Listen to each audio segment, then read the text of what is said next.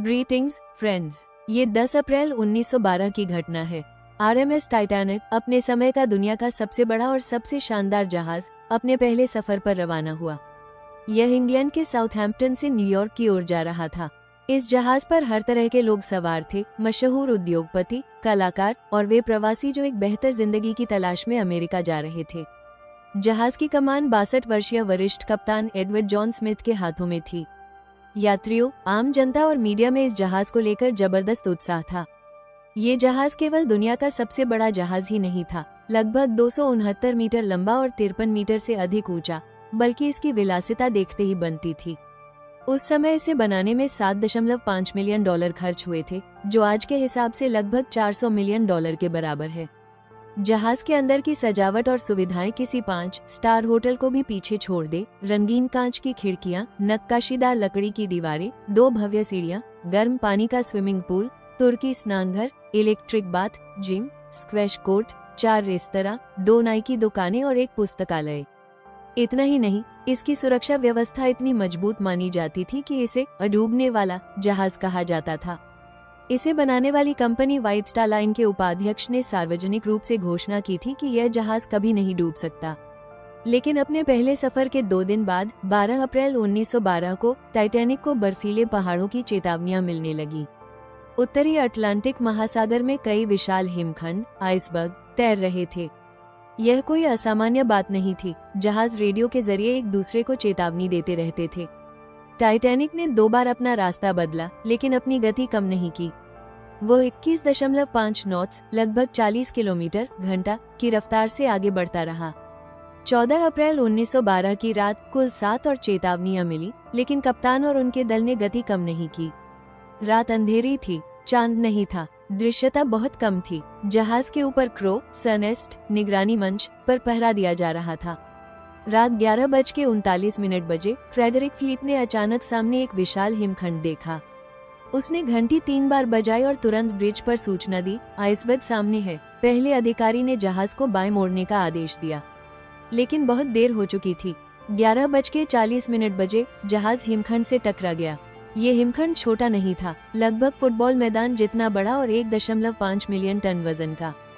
Titanic के दाहिने आगे के हिस्से बो में टक्कर लगी। लगभग 10 सेकंड तक जहाज हिमखंड से रगड़ खाता रहा, जिससे जहाज के शरीर में कई छेद हो गए। कप्तान स्मिथ और जहाज के वास्तुकार थॉमस एंड्रूज ने निरीक्षण किया और समझ गए कि जहाज डूबेगा।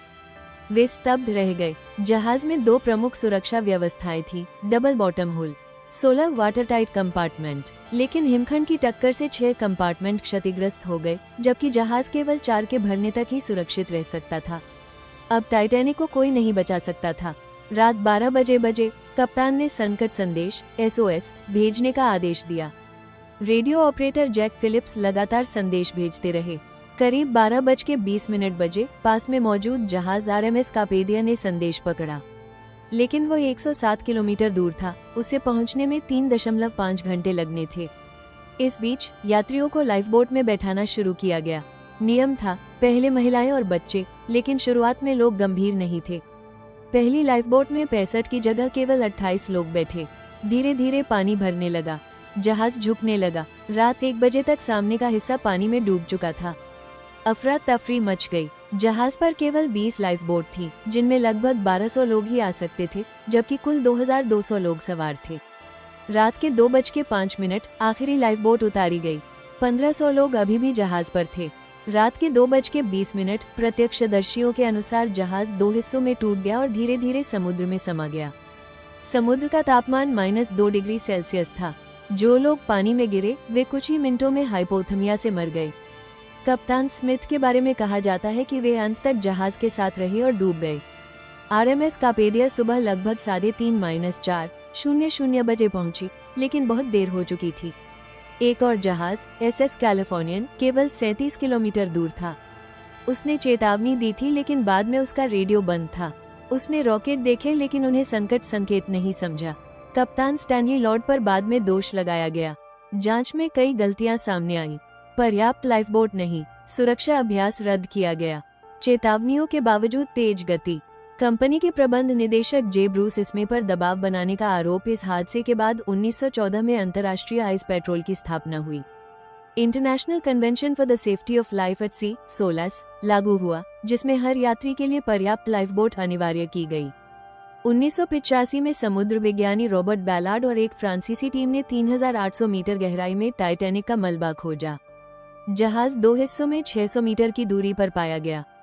आज बैक्टीरिया और समुद्री जीव इसके ढांचे को धीरे धीरे नष्ट कर रहे हैं। अनुमान है कि 2030 तक ये पूरी तरह विघटित हो सकता है। 110 साल बाद भी टाइटैनिक का आकर्षण लोगों के दिलों में जिंदा है। 2012 में ऑस्ट्रेलियाई अरबपति क्लाइव पामर ने टाइटैनिक 2 बनाने की घोषणा की।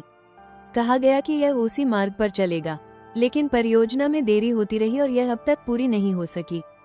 शायद डूबने वाला टाइटैनिक 2 समुद्र में उतरे बिना ही इतिहास बन गया।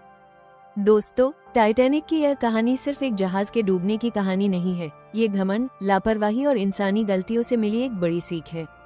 जिस जहाज को डूबने वाला कहा गया, वो महज 2.5 घंटे में समुद्र की गहराइयों में समा गया, लेकिन उसकी कहानी आज भी जिंदा है, इतिहास की किताबों में, समुद्र की गहराइयों में और लोगों के दिलों में। अगर आपको ये कहानी जानकारीपूर्ण और रोचक लगी हो तो इसे जरूर शेयर करें। ऐसी ही ऐतिहासिक और रहस्यमयी कहानियों के लिए जुड़े रहिए। धन्यवाद। मिलते हैं अगली कहानी में।